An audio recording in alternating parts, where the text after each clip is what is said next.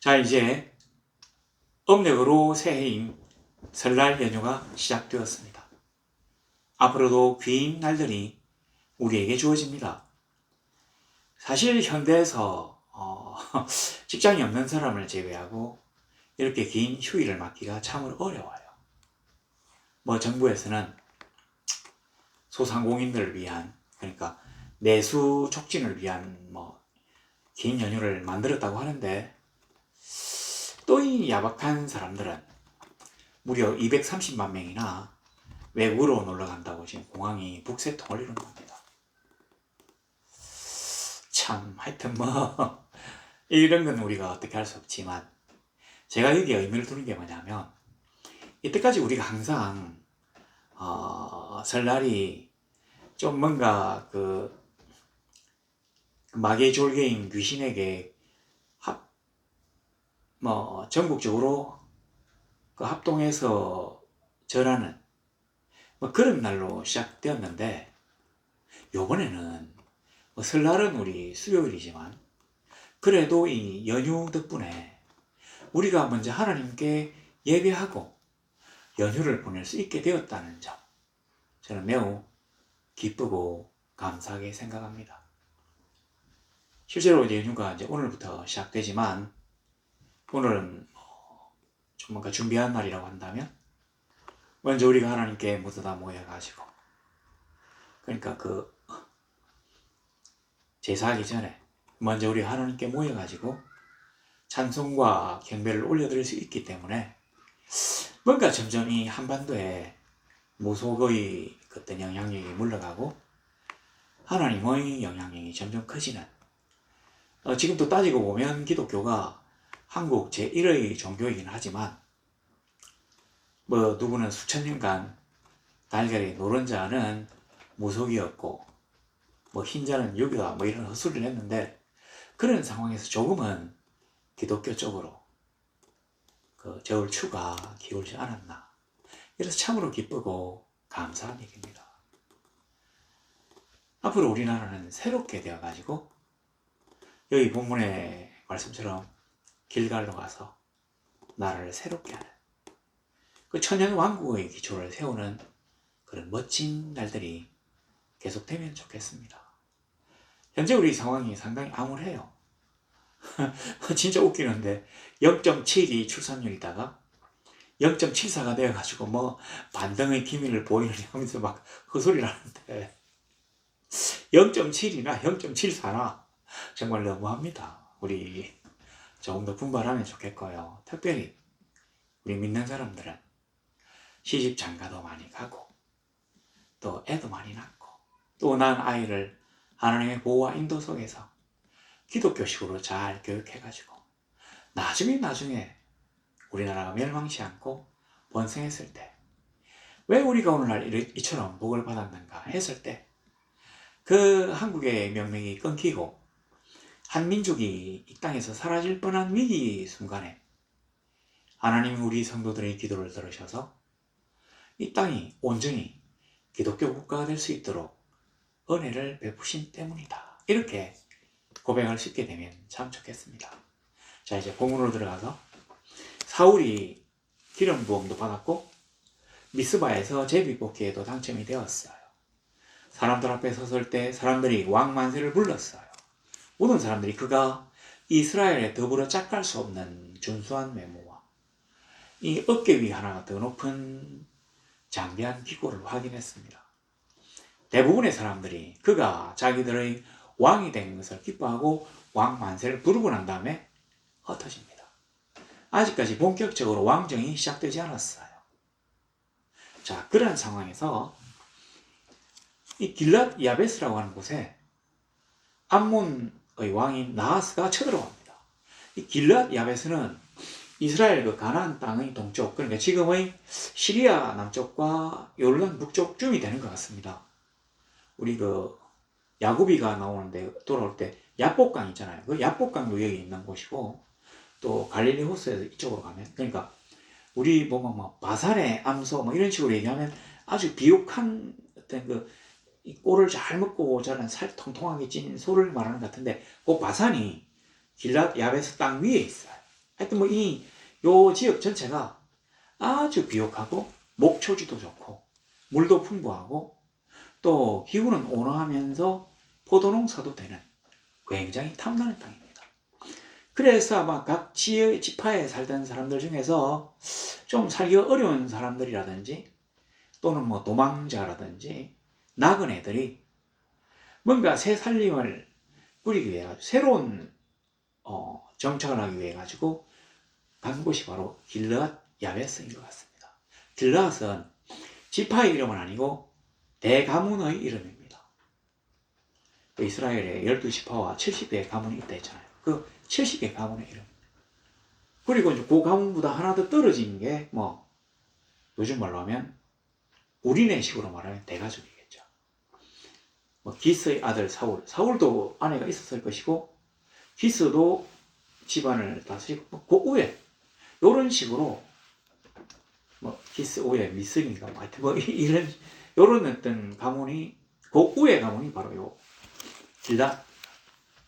근데 이때는 혈족적 관념보다는 뭐 각지에서 와서 모여 사는 막 그런 수준이었던 모양입니다. 그러니까 이 길라 사람들이 그 베냐민 지파를 공격하러 이스라엘 모든 회중들이 다 모이라고 했을 때 빠졌잖아요. 자, 여기까지 하고, 자, 나하스가 이제 길랏 야베스 사람들 다 죽이려고 진을 치니까 야베스의 장로들이 나하스에게 갔어요. 가서 항복 하겠습니다라고 하니까 이 사람이 그냥 항복을 받아주면 되는데 안 받아줘요. 어떤 조건을 내거냐면 오른쪽 눈을 다 빼라. 그리고 여자 뭐 빼고 남자 장정들의 오른쪽 눈을 다 빼라. 왜냐하면 너희의 오른쪽 눈이 있으면 왼쪽 눈은 방패를 이렇게 방패를 가리고 오른쪽 눈이 나오는데 여기에 창을 들거나 짝대기 있죠. 짝대기를 들고 이렇게 막 싸우러 오니까 이 오른쪽 눈을 빼면 방패가 이렇게 돼야 되잖아요.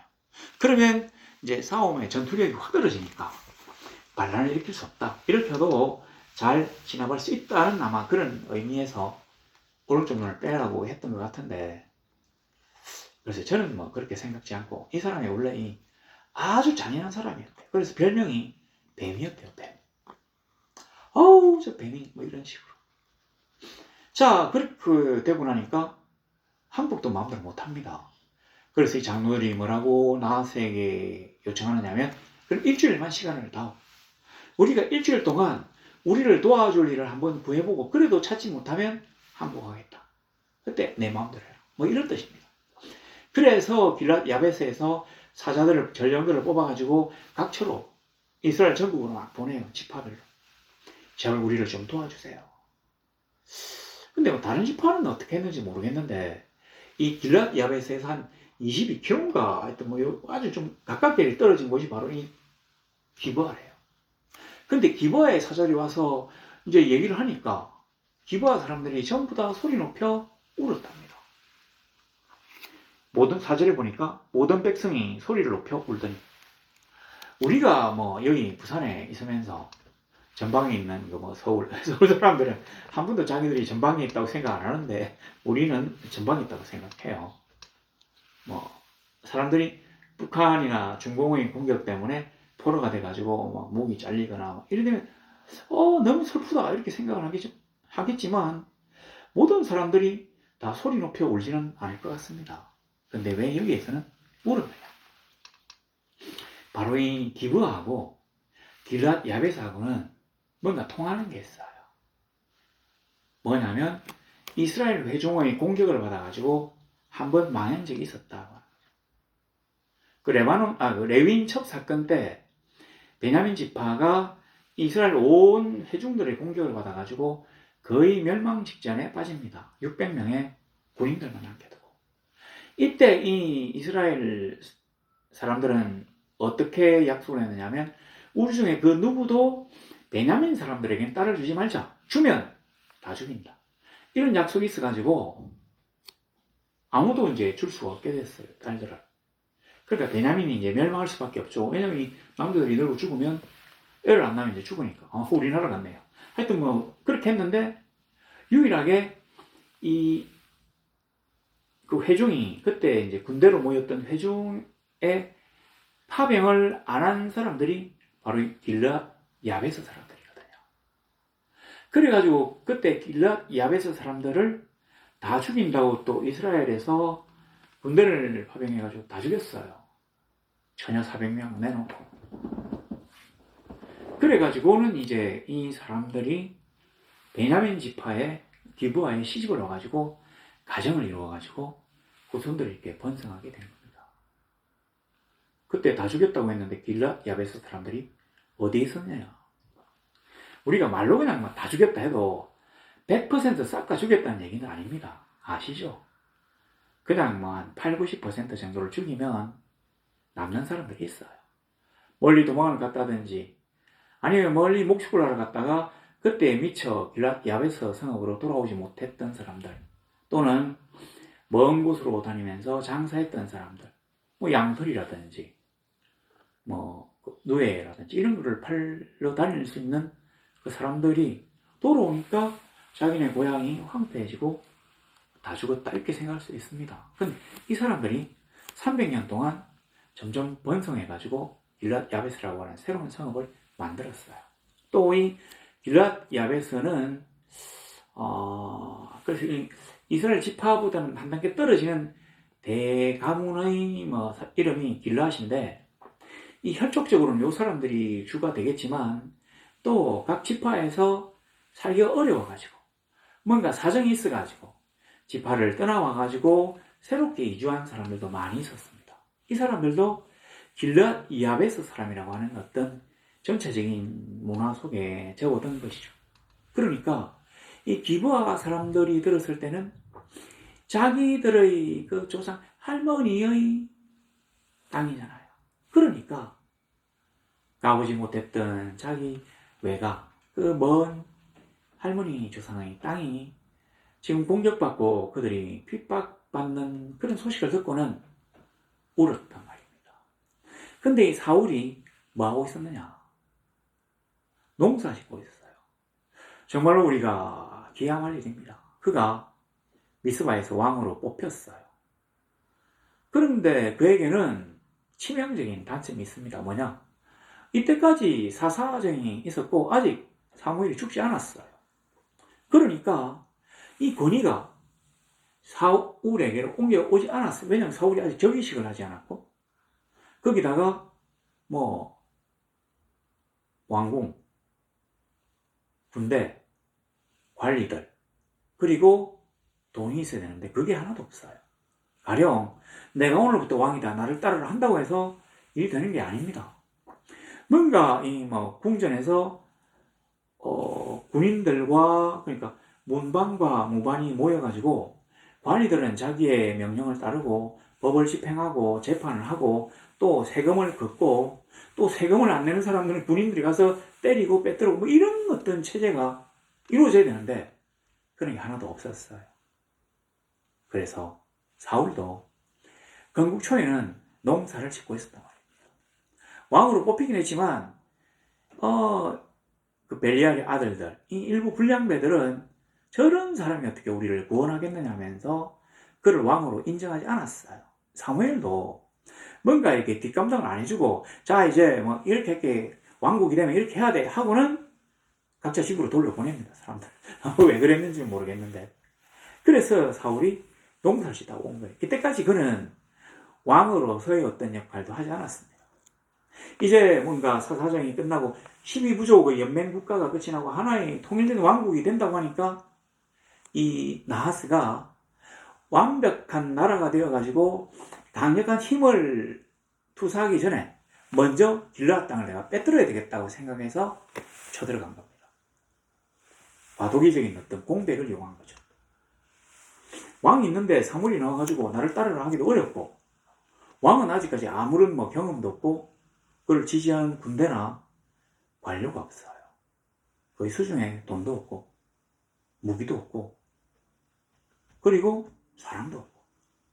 자, 그래서 농사를 짓고 있다가 그 소리를 듣고는 분이 막 끓어오르기 시작합니다. 이 분은 하나님이 그에게 주신 거룩한 분노입니다. 감히 이방인인 주제, 하나님의 백성들인 길앗 사람들의 눈을 뺀다고 이것들을 내가 그냥 두면 왕이 아니다. 왕은 하나님을 대신하여 자기의 백성들을 보호하는 자다. 왕은 이 땅에 하나님의 정의를 펼칠 수 있는 자다라고 하는 생각이 하나님의 영이 성령이 임하심으로 그에게 막 솟아올랐다는 얘기입니다. 그래서 이 사람이 6절에 하나님의 영에게 크게 감동되며 성령에 감동되어 가지고 거의 노가 크게 일어나서 소를 잡아가지고 각을 딱 떠요. 한결이. 아마 이 소들이, 저는 이 소가 참 굉장한 짐승이라고 생각합니다. 열심히 밭을 갈고 주인을 이롭게 했다가 주인이 자기가 이제 왕으로서의 책무를 다해야 됐다고 생각하니까 아무런 잘못도 없지만 옆에 있었다는 이유만으로 각이 떨어져가지고 죽었어요. 이 한 개를 깎던 주거리 하나를 다 포장을 해가지고 또 사자를 전국으로 보내가지고 어떤 얘기를 하게 하는 거 아니? 여기 보면 7절 중간에 보세요. 누구든지 나와서 사울과 사무엘을 따르지 아니하면 그의 소들도 이와 같이 하리라 하였더니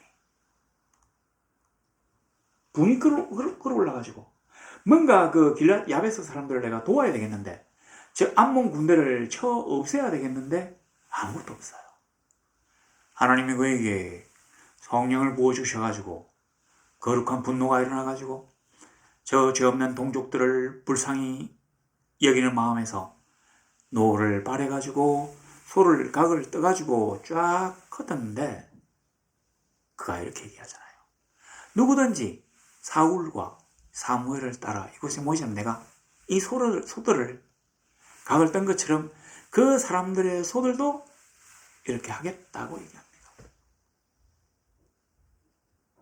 성령은 특징이 뭡니까? 성령의 교통하심과 여기에 있는 성령과 저기에 있는 성령이 서로 연결이 되거든요. 왜냐하면 그는 영이시기 때문에. 우리 인간인 영들은 거대하신 영이신 하나님과 서로 교통할 수 있습니다. 그래서 그의 영이 동시에 임하실 수 있는 것입니다. 편재성이라고 하죠.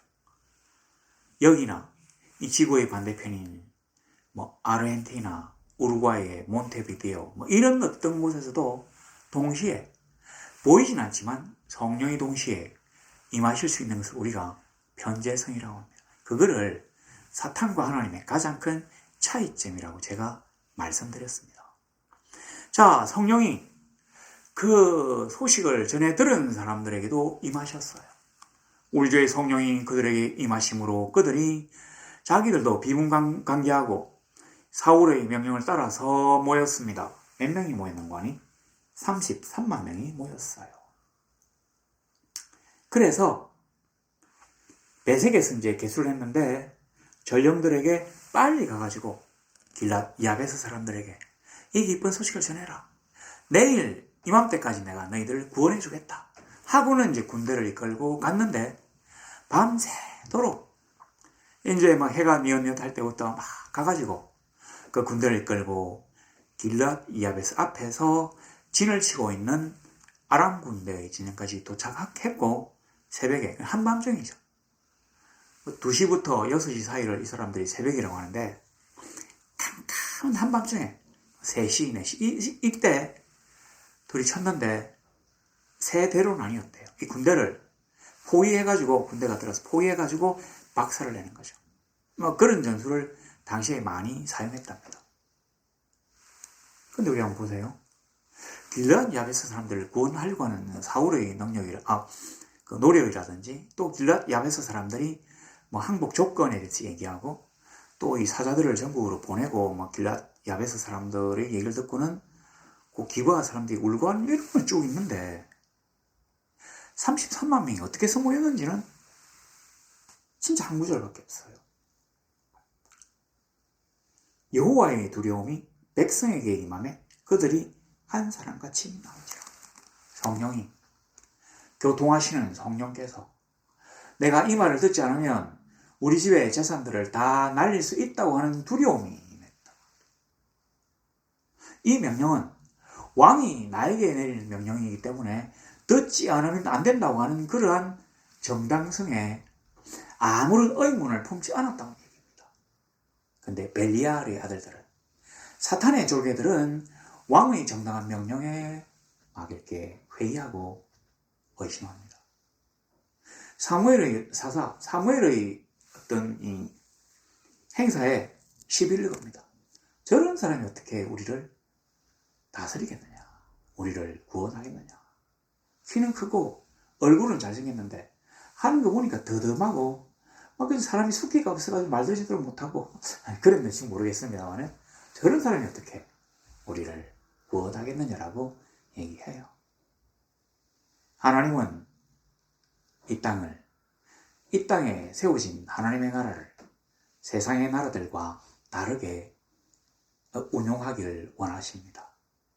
사람의 목숨을 중히 여기고 억울하고 부당한 일들을 없이 하며 이 땅에 하나님의 공의와 또 약하고 어려운 자들에 대한 자비와 긍휼이 넘쳐 흐르는, 그래서 궁극적으로 하나님의 큰 사랑 안에 감동되어서 하나가 되는, 그 하나가 된 사람들이 합심하여 하나님께 경배하며 섬기는 하나님의 법이 세상 법의 중심이 되는 그런 멋진 나라가 되기를 원하십니다.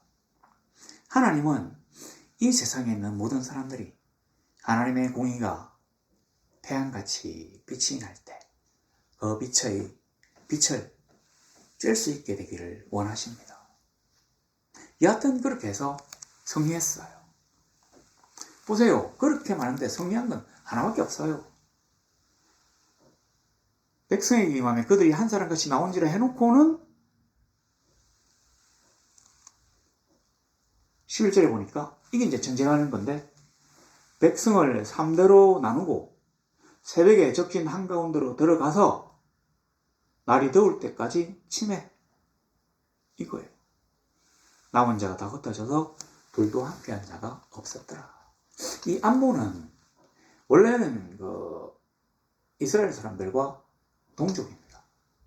같은 고향에서 데라의 아들과 손자로 태어나가지고 같이 가나안으로 왔어요.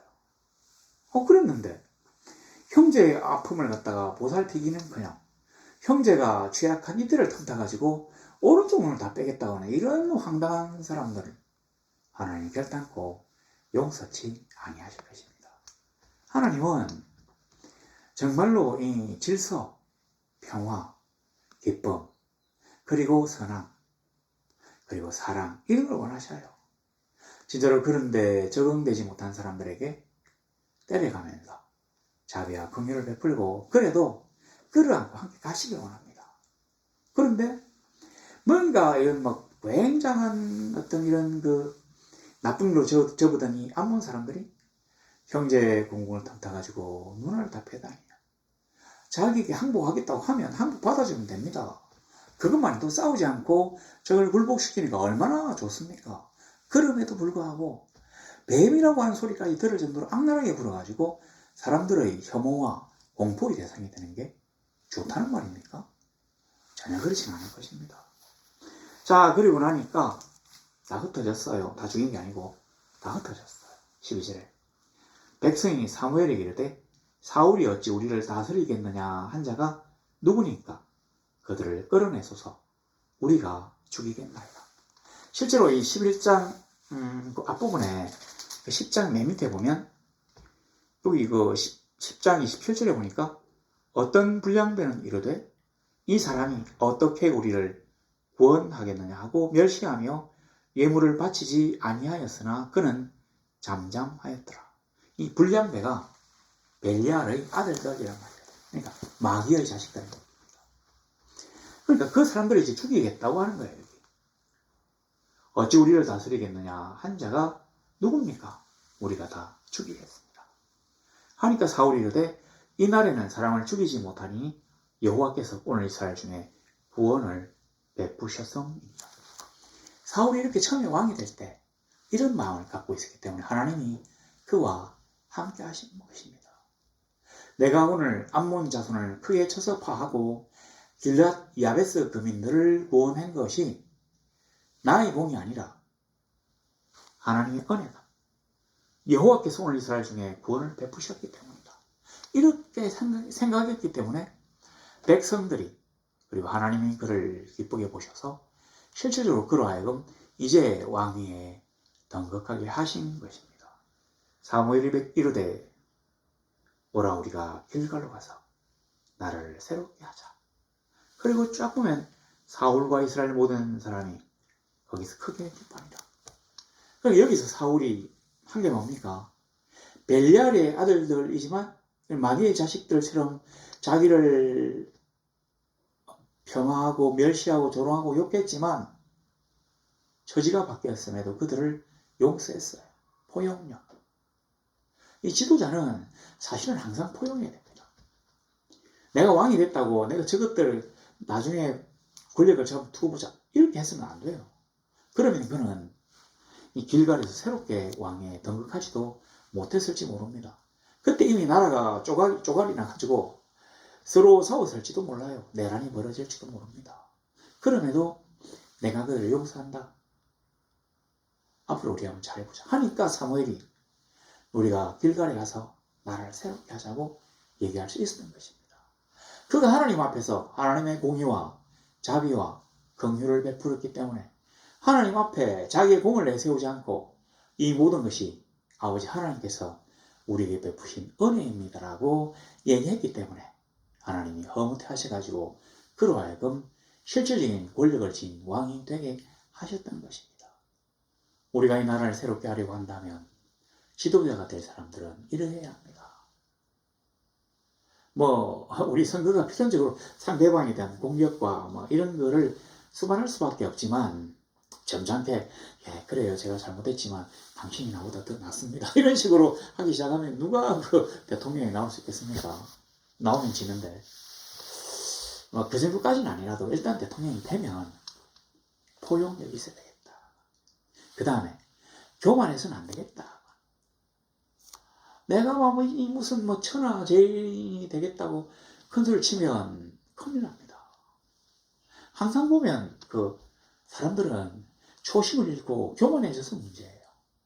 처음에는 겸손하고 온유하며 또 사람들을 위해서 열심을 내다가 어느 정도 자기가 뭐가 좀 됐다고 생각하면 이 허리하고 고개가 뻣뻣해가지고 이렇게 되면 패망이 번개처럼 거의 앞으로 다가온다는 사실을 알아야 합니다. 우리가 이제까지 많이 싸웠어요. 진짜 골치 아픈 게 남과 북이 싸웠어요. 정해졌습니다. 동과 서가 싸웠어요.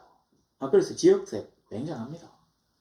그리고는 세대 간 싸웠어요. 노인과 젊은이 싸웠어요. 이제는 남자와 여자가 싸웁니다. 제가 어떤 나라 동화책도 아니고 남자와 여자가 싸웠다는 얘기 처음 듣습니다. 그래서 우리나라는 이 역사상 최초로 출산율이 0.74를 기록 중입니다. 요거하고 비슷한 출산율이 대만이 있어요. 0.82. 일본은 1.22. 중국, 정말 또 하나님 은혜인데 1.01. 북한은 조금 더 높더라고요. 1.5쯤 되는가? 하나님이 한중일에 특별히 억하심정을 가져서 이것들을 내가 다 씨를 말려버리겠다 하시지 않았다면 틀림없이 하나님이 의미하는 바가 있을 것입니다. 미래를 볼 수 있는 자, 여호와의 영에 크게 감동된 자들은 하나님이 왜 이렇게 우리에게 고난을 주셨는지를 일찍 파악해야 합니다. 이 한반도는 더 이상 마귀와 무속의 땅이 아니라 하나님이 새롭게 만드신 동방의 예루살렘이 되어서 하나님의 눈에 보기에도 거룩한 성도가 되어야 합니다. 거룩한 도시, 거룩한 땅, 하나님의 정의가 물처럼 흐르는, 강물처럼 흐르는 그런 땅이 될 수 있도록 올해 우리 이렇게 하나님께 경배하고 음력 한 해를 시작하는 요걸 기점으로 지금 복잡하고 완전히 무슨 암흑 속에 지금 우리가 지금 이점 투구하는 것 같지만 하나님이 우리에게 회개하라. 그리고 내 앞에 돌아오라. 나의 공의가 너희들 모두를 접힐 수 있도록 강물처럼 풍족히 흐를 수 있는 그러한 나라를 만들어라. 나의 공의로운 태양이, 이 태양의 빛이 아무리 낮은 곳, 아무리 약한 곳, 아무리 어두운 곳에 있는 이들에게라도 가려지지 않고 골고루 비춰질 수 있는 그러한 나라가 되도록 너희들이 행동해라. 특히 목사들, 또 교회의 직분 맡은 자들, 성도들, 교인들은 뭐 사실은 좀 어렵긴 하지만 신자들과 교인들에게도 뭔가 또 어떤 영적인 게 더해져 가지고 언제까지나 그냥 단순히 믿는 나 개인의 구원에만 쩔쩔매는 사람이 아니라 형제를 돌아볼 수 있는 성도가 되고 세상을 구원할 수 있는 거룩한 무리가 되기를 소망하는, 뭐 그래서 믿지 않는 이들도 나도 저 거룩한 무리에 속하고 싶다 이렇게 느껴지도록, 그래서 명실상부한 하나님의 나라가 이 복잡하고 어려운 어떤 이 사건을 계기로 이루어지도록, 그렇게 멋진 이 한국의 제2의 주범기가 되는 귀한 2025년이 되고, 그 2025년에 그리스도의 손을 잡고 나아가면서 승리하는 거룩한 무리, 성도가 되시기를 우리 주 예수 그리스도 이름으로 간절히 소망합니다.